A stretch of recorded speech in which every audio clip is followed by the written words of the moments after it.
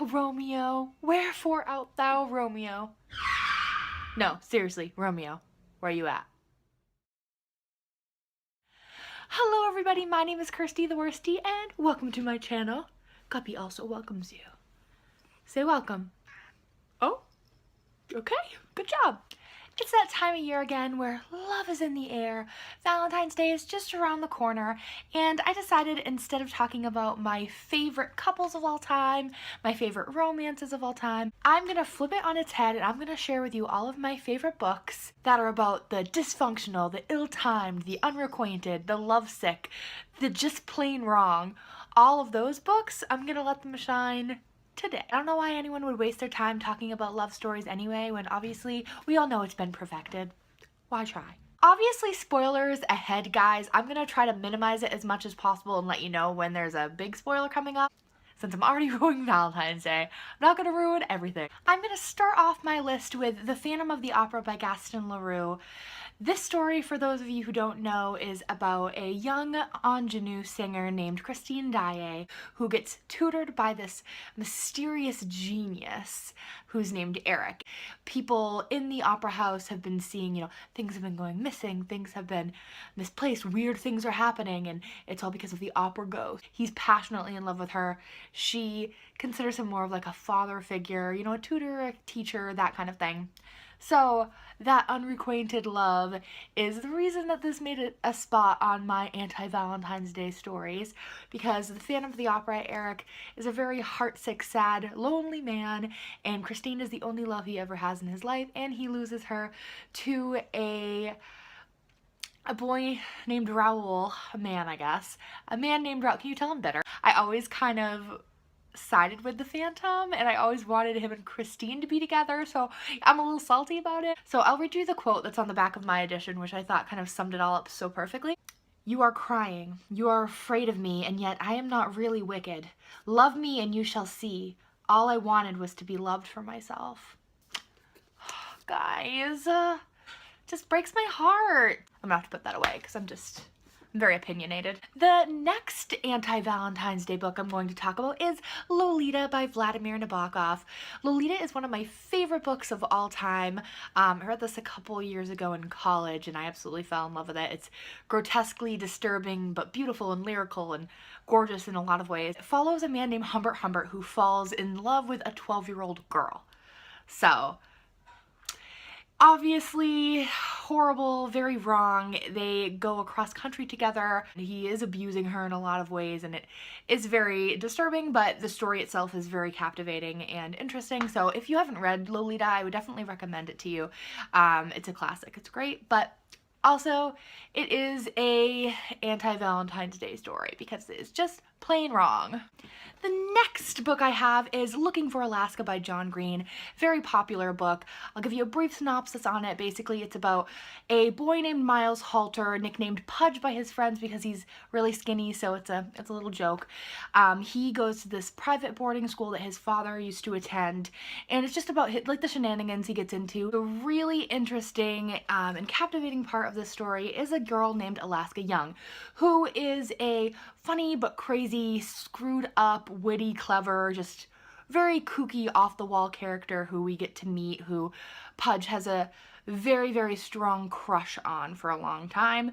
And, here's the spoiler here. The whole time in this novel, we're counting down to something. We're not quite sure what we're counting down to. And what happens is we're counting down until Alaska goes missing. So that brings us to the, womp womp womp. He never gets to explain his real feelings for her. And it's a tragedy in that kind of way. So sad. All right, next I have here is one of my favorite reads of 2016. It is You by Caroline Kepnes.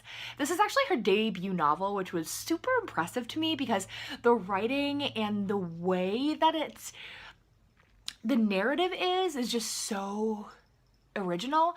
Basically, it's about this man named Joe Goldberg, just your average guy working in a bookstore, nothing weird, but he comes in contact with this girl named Gwendolyn Beck, and the romance is between the two of them, but the twist to the romance is that Joe is actually very, very obsessed with, her name's Gwendolyn, but her nickname is Beck. So he's very obsessed with her. So they actually do have a relationship in this book. He implants himself in her life. He, hijacks her emails, ruins all of her friendships, and tries to derail her and derail everything. And he's very destructive. And it's tragic. He does love her, but it's really more of an obsessive kind of dysfunctional love, where Beck is just a college student who is a little naive, easily manipulated, I would say, and it's heartbreaking to see how this all works out. So, but again, I'm not spoiling you on how it ends. It's very gripping. It's a thriller, lots of twists and turns, so I would definitely recommend picking this one up as well if you haven't read it already. The last anti-Valentine's Day story I have for you today is We Were Liars by E. Lockhart. So this story follows Cadence Sinclair. Her family is pretty well off. I would say really well off, because they own their own private island and they go there during all of the summers to get together, like this big family reunion. They all come together. Cadence and a group of her cousins, as well as a family friend named Gat, they form a little teenage clique on the island called the Liars, and they are inseparable throughout the summers. But it's interesting because the rest of the year they don't really talk or connect at all. It's just through the summer.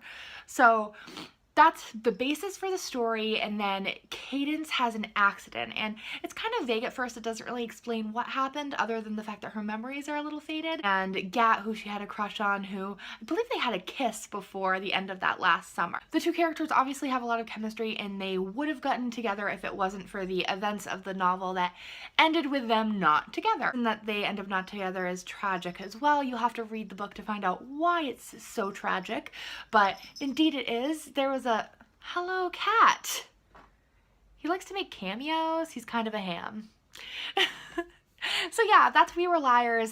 Gat and Cadence have a very chemistry-filled relationship. They'd known each other for a long time, and they really should have been together, but they weren't. So that's what makes it one of a star-crossed lovers, tragic romance. So those are my top 5 anti-Valentine's Day stories for the season. So if you're not feeling up to the romance and the lovey-dovey rom-coms this season, always pick up one of these books and they will break your heart. Alright guys, my name is Kirsty the Worsty. Thank you for watching this video, by the way. If you enjoyed it, why don't you give it a big thumbs up and subscribe? I'm going to make new videos every Monday. And as always, you can follow me on all of the social medias. I have Tumblr, Twitter, Instagram, and Goodreads. I will put them all in the description below, but I am Kirsty the Worsty on all of them except for Twitty? What is that? Except for Twitter, I am just Kirsty the Worst. Alright guys, you have a wonderful rest of your week. Bye!